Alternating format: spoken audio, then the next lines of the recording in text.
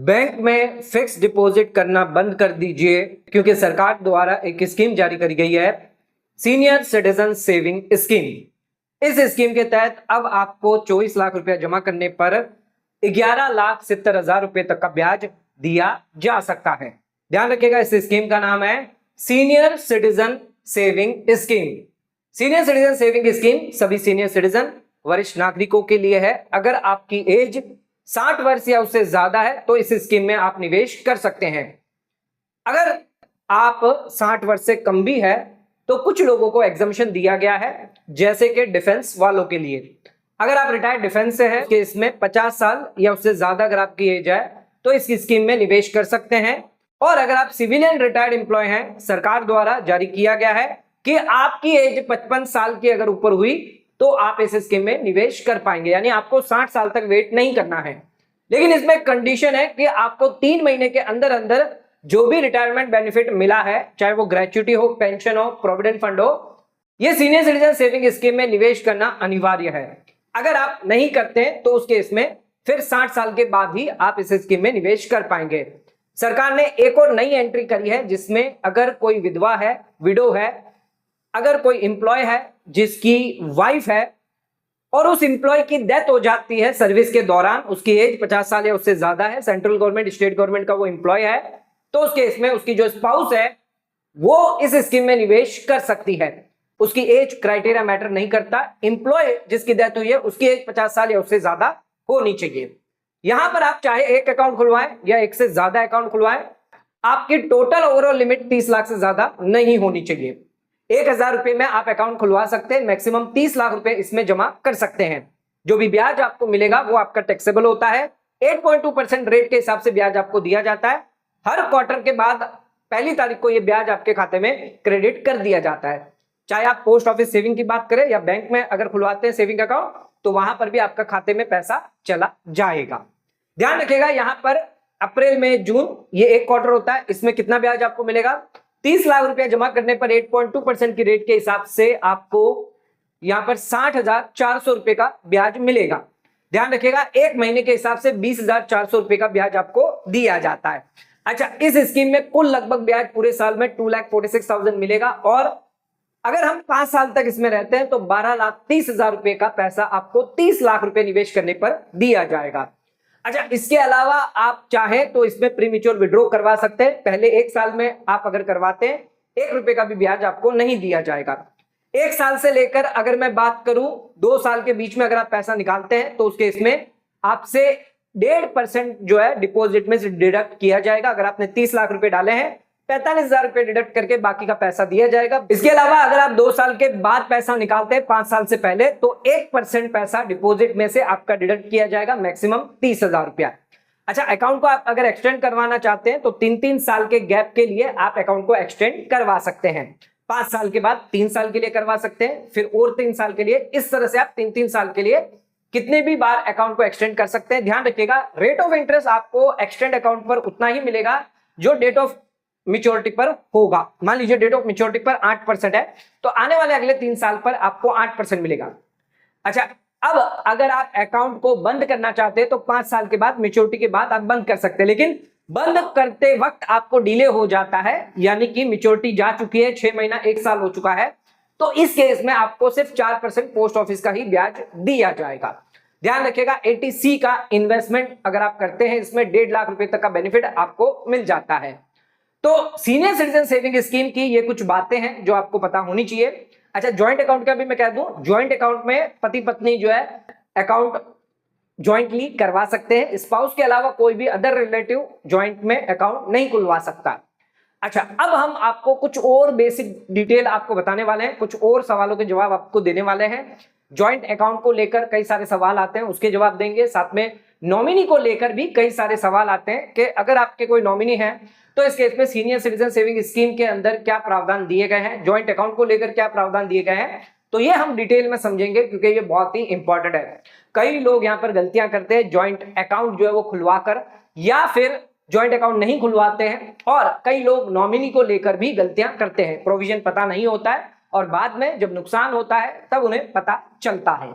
आइए समझते हैं आज के इस वीडियो में कि आप 24 लाख जमा करके 11,70,000 रुपए तक कैसे पैसा कमा सकते हैं। सबसे पहले मैं बात करूंगा कौन से डॉक्यूमेंट रिक्वायर्ड है अगर आपको सीनियर सिटीजन अकाउंट अगर खुलवाना है। तो ध्यान रखिएगा, यहां पर सीनियर सिटीजन अकाउंट फॉर्म आपका होगा, फॉर्म नंबर 1, साथ में नॉमिनी फॉर्म होगा, passport size photo, PAN card, Aadhaar card, ये आपको देना जरूरी है। पैन कार्ड आधार कार्ड देना आपके लिए मैंडेटरी है। अगर आपने pan card Aadhaar card submit नहीं किया तो इस केस में आपका खाता जो है वो रोक दिया जाएगा, उसमें कोई ट्रांजेक्शन नहीं होगी, ना ही कोई ब्याज आपको दिया जाएगा, ना ही पैसा आप निकाल पाएंगे, ना ही पैसा विड्रॉ कर पाएंगे। तो ये ध्यान रखिएगा, पैन कार्ड आधार कार्ड देना जरूरी है। कई बार हम अकाउंट खुलवाते वक्त नहीं देते, लेकिन बाद में आपको जल्द ये अकाउंट में पैन कार्ड आधार कार्ड देना मैंडेटरी है। अब बात करते हैं ज्वाइंट अकाउंट को लेकर कई सारे सवाल होते हैं, तो वो हम कवर करने वाले हैं। सबसे पहला सवाल कि ज्वाइंट अकाउंट आप किसके साथ खुलवा सकते हैं, तो हमेशा स्पाउस के साथ ही खुलवा सकते हैं, हस्बैंड अपनी वाइफ के साथ, वाइफ अपने हस्बैंड के साथ। अगला सवाल है एज क्या होगी स्पाउस की, हस्बैंड की क्या एज होनी चाहिए या वाइफ की क्या एज होनी चाहिए। तो ध्यान रखिएगा, जो फर्स्ट होल्डर होगा, मान लीजिए फर्स्ट होल्डर हस्बैंड है, तो उसके लिए तो एलिजिबिलिटी क्राइटेरिया दी गई है कि 60 साल से ज्यादा होना चाहिए। अगर वो डिफेंस का है तो 50 साल से ज्यादा, सिविलियन रिटायर्ड है तो 55 साल से ज्यादा एज होनी चाहिए, ठीक है। लेकिन जो सेकेंड एप्लीकेंट है उसके लिए कोई एज लिमिट नहीं है, यानी अगर हस्बैंड की एज या वाइफ की एज 60 साल है तो उस केस में जो सेकेंड एप्लीकेंट होगा तो उसकी एज जो है वो 58 हो सकती है, 55 भी हो सकती है, 50 भी हो सकती है। जरूरी नहीं है कि 60 साल की ही होनी चाहिए, 60 साल या उससे ज्यादा होनी चाहिए, जरूरी नहीं है। कोई एज लिमिट क्राइटेरिया नहीं है सेकेंड एप्लीकेंट के लिए अगर आप ज्वाइंट अकाउंट खुलवाते हैं। अगला शेयर क्या होगा ज्वाइंट अकाउंट का, तो फर्स्ट होल्डर को ही पूरा पैसा जो है वो जाएगा। मान लीजिए ज्वाइंट अकाउंट खुलवाया आपने, 30 लाख रुपए डाले हैं, तो ये 30 लाख रुपए किसको दिए जाएंगे, अकाउंट अगर बंद होता है, मैच्योरिटी होती है, प्रीमेच्योर विड्रॉ होता है, तो उस केस में जो फर्स्ट होल्डर होगा उसी को पैसा दिया जाएगा, सेकंड होल्डर को नहीं दिया जाएगा। सेकंड होल्डर को कब मिलेगा, जब फर्स्ट होल्डर की डेथ हो जाती है। तो अगला सवाल वही है, क्या नॉमिनेशन यहां पर ज्वाइंट अकाउंट में हो सकता है। यस, नॉमिनेशन अलाउड है, आप ज्वाइंट अकाउंट में नॉमिनी रख सकते हैं। ध्यान रखिएगा, लेकिन ज्वाइंट होल्डर जो भी होगा, first person entitle to receive amount अगर डेथ ऑफ डिपोजिटर के हुई है। कहने का मतलब यह है, अगर ज्वाइंट अकाउंट के अंदर किसी एक फर्स्ट होल्डर जो होता है, अगर उसकी डेथ हो जाती है, कोई भी होल्डर की, ज्वाइंट होल्डर की डेथ हो जाती है, तो जो दूसरा होल्डर है उसको पैसा सारा का सारा दिया जाएगा। यहां पर नॉमिनी को जो पैसा जो है वो बाद में दिया जाएगा अगर दोनों ज्वाइंट होल्डर की डेथ हो गई। हस्बैंड की डेथ हो जाती है तो वाइफ को पैसा मिलेगा, वाइफ की डेथ हो गई तो हस्बैंड को पैसा मिल जाएगा, दोनों की ही डेथ हो गई तो फिर जाकर नॉमिनी को पैसा मिलेगा, पहले नॉमिनी को नहीं मिलेगा। यानी अगर ज्वाइंट अकाउंट है तो हस्बैंड की डेथ हो गई तो ऐसा नहीं है कि वाइफ को नहीं मिलेगा, डायरेक्ट नॉमिनी को मिल जाएगा, चिल्ड्रन को मिल जाएगा। मान लीजिए चिल्ड्रन है नॉमिनी, तो वाइफ को पहले मिलेगा, चिल्ड्रन को बाद में मिलेगा। अगर वाइफ की भी डेथ हो गई तब जाके चिल्ड्रन को मिलेगा। अच्छा, सिंगल अकाउंट में ऐसा नहीं होता। सिंगल अकाउंट में क्या होता है, हस्बैंड का अलग है, वाइफ का अलग अकाउंट है, दोनों में नॉमिनी अगर समझ लो हस्बैंड वाइफ एक दूसरे के नहीं है, उनके बच्चे ही हैं तो बच्चों को मिलेगा। तो कभी भी ये गलती ना करें, ज्वाइंट अकाउंट है तो स्पाउस को मिल जाएगा, अगर ज्वाइंट अकाउंट में आप नॉमिनी रखते हैं तो नॉमिनी को बाद में पैसा दिया जाएगा। नेक्स्ट आ जाते हैं, अगर फर्स्ट होल्डर की डेथ हो जाती है मैच्योरिटी से पहले, 5 साल की मैच्योरिटी आई नहीं उससे पहले डेथ हो जाती है, और अकाउंट जो है वो यहां पर क्या कंटिन्यू रह सकता है, दोनों में से दो होल्डर है, first holder second holder, first holder की डेथ हो गई, अब सेकंड होल्डर बचा, क्या अकाउंट कंटिन्यू किया जा सकता है। तो यस, देखते हैं, फर्स्ट होल्डर की डेथ हो जाती है मैच्योरिटी से पहले, तो क्या जो स्पाउस है वो अकाउंट को कंटिन्यू कर सकती है। यस, कर सकती है, लेकिन ध्यान रखिएगा यहां पर टर्म्स एंड जो कंडीशन होगी वो कंप्लाई करनी होगी, यानी कि स्पाउस की एज जो वो 60 साल से ज्यादा होनी चाहिए। जिस दिन डेथ हुई है हस्बैंड की या वाइफ की जो भी है, तो उस केस में जो डेट ऑफ डेथ है उस केस में जो स्पाउस है उसकी एज जो है वो 60 साल या उससे ज्यादा होनी चाहिए। दूसरा, मैक्सिमम लिमिट से ज्यादा आपका पैसा उसमें नहीं होगा। अच्छा, यहां पर एक इंपॉर्टेंट चीज है, चाहे आपका खुद का इंडिविजुअल अकाउंट हो, मान लीजिए सीनियर सिटीजन आपका खुद का अकाउंट है और ज्वाइंट अकाउंट भी है, तो दोनों को मिलाकर 30 लाख से ज्यादा पैसा नहीं होना चाहिए। तो डिपॉजिट अमाउंट अगर ज्वाइंट अकाउंट में भी है, इंडिविजुअल अकाउंट में भी है, तो जो भी स्पाउस है, जो सर्वाइविंग स्पाउस रहेगी ज्वाइंट होल्डर के केस में, उसका अगर सेपरेट अकाउंट भी है तो उस सेपरेट अकाउंट की जो लिमिट होगी और इस ज्वाइंट अकाउंट की जो लिमिट होगी कंबाइंड देखी जाएगी, 30 लाख से ज्यादा नहीं होना चाहिए अगर फर्स्ट होल्डर की डेथ हो जाती है। नेक्स्ट आ जाते हैं, अगर आप चाहें तो सिंगल अकाउंट में कन्वर्ट करना चाहें तो जॉइंट अकाउंट को क्या कन्वर्ट कर सकते हैं? यस, अलाउड है, लेकिन ध्यान रखिएगा जब सिंगल सर्वाइविंग जॉइंट होल्डर हो, एक की अगर डेथ हो गई, दूसरा एक ही आदमी बचा हुआ है, तो उस केस में वो अपना अकाउंट को जॉइंट अकाउंट से कन्वर्ट करके सिंगल अकाउंट कर सकता है। अच्छा, एक और सवाल दिया गया है यहां पर, मान लीजिए यहां पर दोनों स्पाउस जो है वो इंडिविजुअल अकाउंट है, हस्बैंड का भी इंडिविजुअल अकाउंट है, वाइफ का भी इंडिविजुअल अकाउंट है, दोनों का कोई भी जॉइंट अकाउंट नहीं है। तो इस केस में अगर मान लीजिए किसी एक की भी डेथ हो जाती है, हस्बैंड की डेथ हो जाती है, तो इसका जो पैसा है क्या वाइफ को जाएगा? हमने जॉइंट में तो देखा था कि जॉइंट में दोनों अगर जॉइंट है तो उस केस में किसी की भी डेथ हुई तो जॉइंट के केस में किसी को भी पैसा चला जाएगा, दोनों में से एक को पैसा जाएगा। लेकिन अगर इंडिविजुअल अकाउंट है तो उस केस में इसमें भी नॉमिनी होंगे 4, इसमें भी नॉमिनी होंगे 4, तो जो नॉमिनी होंगे उसको पैसा जाएगा, स्पाउस को नहीं जाएगा, डायरेक्टली नहीं जाएगा, नॉमिनी के थ्रू जाएगा। जॉइंट अकाउंट में ऐसा नहीं है। तो ये चीजें बारीकी चीजें जो आपको ध्यान रखनी है। तो यही चीज यहां पर कही है। तो यहां पर जो आपका अकाउंट है वो सीधा कंटिन्यू नहीं होगा, सीधा क्लोज कर दिया जाएगा। तो हस्बैंड का अकाउंट बंद कर दिया जाएगा क्योंकि यहां पर कोई जॉइंट अकाउंट नहीं है। अच्छा, इसका जो पैसा है जो नॉमिनी होंगे उसको चला जाएगा। अच्छा, नॉमिनी अगर स्पाउस हुई तो अकाउंट कंटिन्यू रख सकते हैं। ध्यान रखिएगा, नॉमिनी अगर स्पाउस हुई, हस्बैंड के केस में नॉमिनी स्पाउस हुई तो अकाउंट कंटिन्यू कर सकती है। कंडीशन वही है, एज 60 साल से ज्यादा होनी चाहिए और दूसरी चीज यहां पर 30 लाख से ज्यादा इन्वेस्टमेंट नहीं होना चाहिए। लेकिन अगर बच्चे हुए तो अकाउंट कंटिन्यू नहीं किया जा सकता। अब बात करते हैं नॉमिनेशन को लेकर। एनआरआई क्या नॉमिनी हो सकता है? अगर आपके बच्चे एनआरआई हैं और सीनियर सिटीजन जो है उन्होंने अकाउंट खुलवा कर रखा है, सिंगल अकाउंट है, जॉइंट अकाउंट है, जो भी है, अगर उन्होंने अपने बच्चों को यहां पर नॉमिनी बना के रखा है तो क्या वो एनआरआई अगर है तो उनको पैसा दिया जाएगा? क्या वो नॉमिनी बन सकते हैं एनआरआई बच्चे? यस, बन सकते हैं।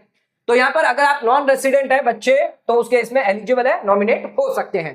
ठीक है, कितने नॉमिनेशन अलाउ है? तो 4 नॉमिनेशन जो है वो अलाउ होते हैं, 4 से ज्यादा नहीं कर सकते।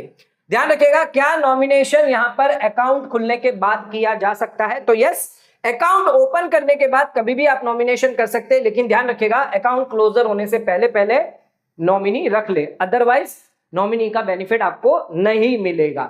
नॉमिनेशन करना बहुत ही इंपॉर्टेंट है। क्या नॉमिनी आप कैंसिल कर सकते हैं, चेंज कर सकते हैं? तो यस, आप नॉमिनी जो है फ्रेश नॉमिनी रख सकते हैं, जिसके लिए फॉर्म 10 जो है वो आप भर सकते हैं। आप चाहें तो किसी को हटा भी सकते हैं, आप चाहें तो किसी को एंटर भी कर सकते हैं। अब जो सवाल आने वाला वो बहुत ही इंपॉर्टेंट है, अगर मैंने कोई नॉमिनी नहीं रखा तो उस केस में क्या हुआ, डेथ हो गई मेरी, तब पैसा किसको दिया जाएगा? ये बहुत इंपॉर्टेंट है। तो सबसे पहले हम बात करेंगे, अगर आपका 5 लाख तक का बैलेंस पड़ा हुआ है सीनियर सिटीजन सेविंग अकाउंट के अंदर और इस केस में अगर डिपॉजिटर की डेथ हो जाती है बिना नॉमिनेशन के, तो ध्यान रखिएगा ना ही कोई नॉमिनी है, ना ही कोई letter of administration, succession certificate, legal heir certificate, ना कोई विल, कुछ भी नहीं है। ना सक्सेशन सर्टिफिकेट है, ना लीगल हाइट सर्टिफिकेट है, ना विल है, ना ही कोई यहां पर संपत्ति का जो है वो लेटर कोई बनाया हुआ है, कुछ भी नहीं है। तो इस केस में क्या होगा, ध्यान रखिएगा, ब्रांच जो होगी, जो भी पोस्ट ऑफिस है, वो पैसा किसको देगी? जो लीगल हायर है, जो क्लेमेंट है, क्लेम कर रहा है कि भाई मैं जो है इनका हकदार हूं, उनको पैसा देगी, रीजन लिख देगी, साथ में उनको क्या क्या सबमिट करना होगा ये इंपॉर्टेंट है। तो यहां पर जो भी पैसा लेने जाएगा उसे फॉर्म 11 सबमिट करना है, डेथ सर्टिफिकेट देना है होल्डर का, अच्छा पासबुक जो भी ओरिजिनल होगी, स्टेटमेंट जो होगा, एफिडेविट देनी है साथ में फॉर्म नंबर 13 के अंदर, साथ में डिक्लेरेशन, एक डिस्क्लेमर लेटर देना है, इंडेमनिटी बॉन्ड देना है और ID proof of legal higher देना होगा। तो ये सारे डॉक्यूमेंट आपको देने पड़ेंगे अगर नॉमिनी नहीं हुआ तो। यानी आपने खाता खुलवाते वक्त आपने कोई भी नॉमिनी नहीं रखा और आपकी डेथ हो गई तो उस केस में ये सारा प्रोसीजर आपको करना पड़ेगा। अच्छा, मान लीजिए अगर सभी क्लेमेंट के अंदर डिस्प्यूट होता है, लीगल हायर के बीच में डिस्प्यूट होता है, तो उस केस में सक्सेशन सर्टिफिकेट देना मैंडेटरी है। मान लीजिए 3 बच्चे, तीनों में डिस्प्यूट हो गया तो सक्सेशन सर्टिफिकेट देना पड़ेगा। सक्सेशन सर्टिफिकेट साथ में 2-3 चीजें हैं, जैसे ID proof of legal higher या फिर अपना डेथ सर्टिफिकेट हो गया, ये भी आपको साथ में देना, लेकिन सक्सेशन सर्टिफिकेट देना मैंडेटरी होगा। नेक्स्ट आ जाते हैं, अगर 5 लाख से ज्यादा पैसा डाला हुआ है तो उस केस में क्या होगा? तो यहां पर ध्यान रखिएगा, यहां पर आपको कोई भी एक डॉक्यूमेंट देना है, या तो विल देनी है, या letter of administration, succession certificate या लीगल हायर सर्टिफिकेट, कोई भी एक देना होगा। ध्यान रखिएगा, जो भी सर्टिफिकेट होगा रेवेन्यू अथॉरिटी द्वारा not below the rank of tehsildar, tehsildar के ऊपर के जो रैंक है उनसे आपको सर्टिफिकेट लेके देना है। अच्छा, साथ में इसमें claim form, original passbook, death certificate और इंडेमनिटी बॉन्ड और ये अपना ID proof of legal higher ये भी देना होगा। अच्छा, अगर डिस्प्यूट हुआ तो इस केस में, तो उस केस में ध्यान रखिएगा सक्सेशन सर्टिफिकेट मैंडेटरी है। अगर लीगल हायर के बीच में डिस्प्यूट है तो सक्सेशन सर्टिफिकेट, अगर डिस्प्यूट नहीं है तो कोई भी एक डॉक्यूमेंट जो है इनमें से आपको दे सकते हैं। सक्सेशन सर्टिफिकेट नहीं है तो आप लीगल हायर सर्टिफिकेट हो गया या विल जो है वो आप दे सकते हैं, कोई दिक्कत नहीं है। अब बात करते हैं, अगर आप 24 लाख रुपया सीनियर सिटीजन सेविंग स्कीम में डालते हैं तो 24 लाख रुपया हमने 5 साल के लिए 8.2% रेट पे डाला है। एक साल का इंटरेस्ट हमें 1,96,800 मिलेगा, क्वार्टरली इंटरेस्ट 49,200, मंथली इंटरेस्ट 16,400 और 5 साल का इंटरेस्ट 9,84,000 मिलेगा। अच्छा, इसको हम आरडी में री इन्वेस्टमेंट कर रहे हैं, ये 16,400 जो हर महीना मिल रहा है 6.70% में 5 साल के लिए, तो हमें टोटल आरडी में ब्याज कितना मिलेगा 1,86,400। तो टोटल सीनियर सिटीजन का ब्याज कितना हुआ 9,84,000, आरडी का कितना ब्याज हुआ 1,86,400, टोटल कुल आपको 11,70,000 रुपया दिया जाएगा। ठीक है, अगर आपने 30 लाख रुपया डाला है तो इस केस में 12,30,000 रुपया आपको मैक्सिमम, मैं कह रहा हूं, बता रहा हूं, इतना आपको मिलेगा और आरडी में आपको 2,32,000 रुपया जितना मिलेगा, यानी कुल लगभग आपको यहां पर 14,62,000 जितना ब्याज मिल जाएगा 5 साल में। ये ध्यान रखिएगा 5 साल में मिलेगा आपको। 30 लाख रुपया डालेंगे तो 14,62,000 रुपया समथिंग मिलेगा, और अगर आपने 24 लाख रुपया डाला है तो 11,70,000 रुपये जितना ब्याज 5 साल में दिया जाएगा। ध्यान रखिएगा सीनियर सिटीजन और आरडी दोनों को अगर आप कंबाइन करते हैं, अगर आप लमसम पैसा साथ में चाहते हैं मैच्योरिटी पर, तो इतना ब्याज आप ले सकते हैं। तो आज का वीडियो अगर आपको पसंद आया तो वीडियो को लाइक शेयर सब्सक्राइब करना ना भूलें, वीडियो को ज्यादा से ज्यादा शेयर करें ताकि और लोगों तक इसकी नॉलेज पहुंच सके। आज का वीडियो समाप्त करते हैं, धन्यवाद।